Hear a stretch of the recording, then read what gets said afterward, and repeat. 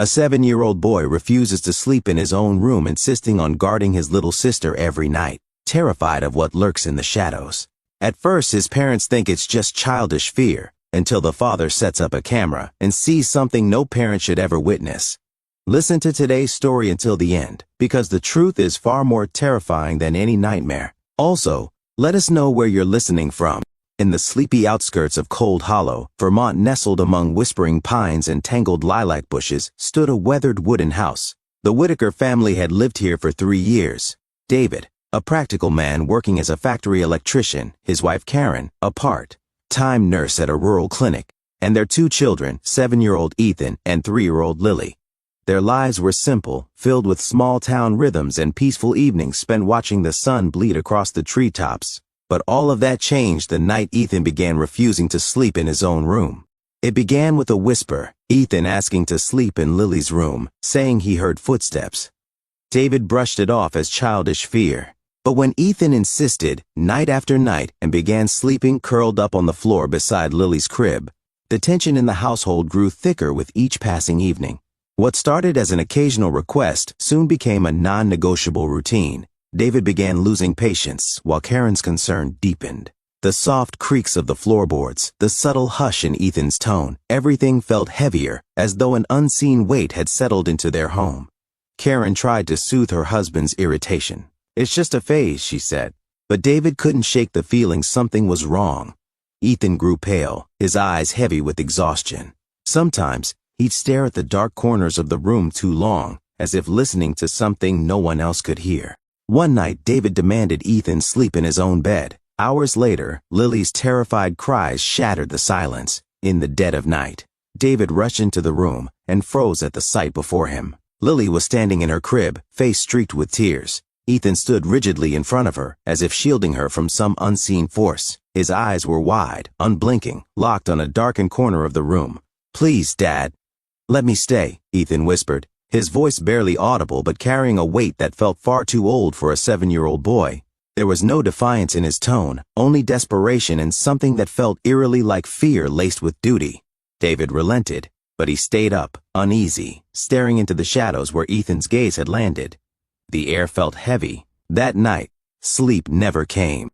Determined to uncover the truth, David installed an old factory security camera in the children's room.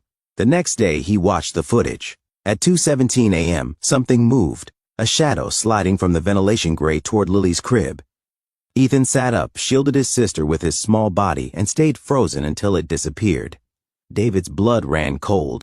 Haunted, David visited the Cold Hollow Archives, a musty building nestled behind the town's old church, filled with dusty tomes and forgotten histories. There, he was introduced to Dr. Peter Marshall, a historian whose knowledge of Cold Hollow's obscure past ran deeper than most dared to investigate. Dr. Marshall listened closely as David recounted the strange events. After a long pause, he pulled out a fragile, leather-bound ledger from the 1800s and opened it to a faded page. He revealed that the Whitaker home had been built on the ruins of the long-lost Blackwood estate. In the 19th century, the Blackwood family had been known for their wealth, but also for a string of chilling tragedies. Nearly every child born into the family died under mysterious circumstances. Some disappeared entirely without a trace. Dr. Marshall's voice grew quieter. There were others, he said, neighbors who tried to stop them, the Winslows. But after one of their sons vanished, the entire family disappeared not long after. Their farmhouse was found abandoned, table set for dinner, doors unlocked. It was like they had just ceased to be. David left the archives with a heavy heart. The past hadn't died. It had simply waited, and now it had returned. That night, the entity returned, whispering, scratching. The shadows moved like smoke. David reached out to Father Gabriel, an elderly priest in a mountaintop monastery. "This is old evil," the priest warned. "You may not defeat it, but you can contain it." Armed with holy water, blessed candles, and prayer, David performed a cleansing. It failed. Shadows coiled around him, mocking his every word. The air grew bitterly cold, and a whisper curled through the room. David's hands trembled as he clutched the last of the candles. With no other choice, he doused the house in gasoline. Then he dropped the flame. David stood outside, eyes burning with tears, watching the house collapse under the weight of what it had harbored. He didn't flinch. He didn't speak. He simply watched it all burn. The Whitakers relocated to Maple Hollow Cabin, a hunting lodge in the northern woods. Peace was brief.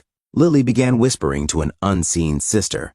Turns out, the entity had latched onto Lily and not the previous property. Ethan stood guard each night. David fortified the cabin with symbols, candles, and chalk circles. But one night the figure appeared again, outside the window.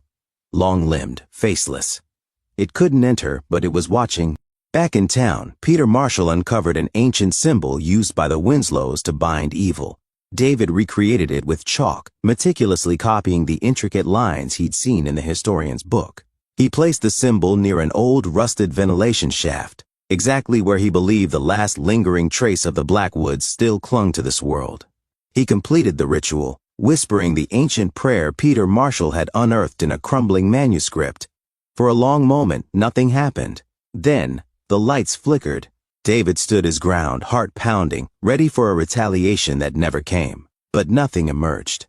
That night, Lily slept undisturbed for the first time in weeks. No whispering, no cold, no laughter in the shadows. Just the slow, peaceful rise and fall of her breath. And David finally allowed himself to believe they might be free. Weeks passed. The air felt lighter. Ethan smiled again. But David knew better than to relax. He wrote everything in a journal, for whoever came next. Then one day, while driving back from town, David spotted a figure standing deep in the woods. It was tall, unmoving, cloaked in shadow. It wasn't the stance of a passerby or hiker. It was too still, too deliberate. It stood between the trees like it had always been there, like it belonged to the forest itself. David's grip on the steering wheel tightened. A strange pressure filled the air, like the quiet before a storm. When he blinked and looked again, the figure was gone. But the unease remained, coiled in his gut like smoke that wouldn't clear. Weeks later, a package arrived on their doorstep, wrapped in brown paper, the handwriting on the label unfamiliar but unmistakably intentional. Inside was a hand-carved wooden plaque bearing the words, "The Whitaker Home, light is stronger than darkness." The letters were etched deep, no signature. But David knew it was from Peter. It wasn't just a gift, it was a closure, a silent blessing, a way of marking the end of something terrible and the beginning of something new.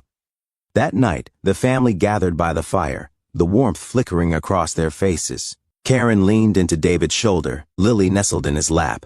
Ethan, with newfound confidence, shared the poem he had prepared for school, verses about family, courage, and the power of love to chase away fear. The next morning, in front of classmates and strangers alike, Ethan stood on a small wooden stage and recited it word for word. His voice did not tremble. Every syllable was clear, proud, and rooted in something deeper than childhood. When the room erupted into applause, David wept openly. It was the sound of survival, of healing, of triumph. The shadows would always exist, but so would they. And that was enough. In his journal's final page, David wrote, "To the one who finds this, you are not alone. We stood here. We endured. So can you? Do you believe in such paranormal existences? And please tell us, if you were in David's place, would you have stayed to fight or taken your family and never looked back?"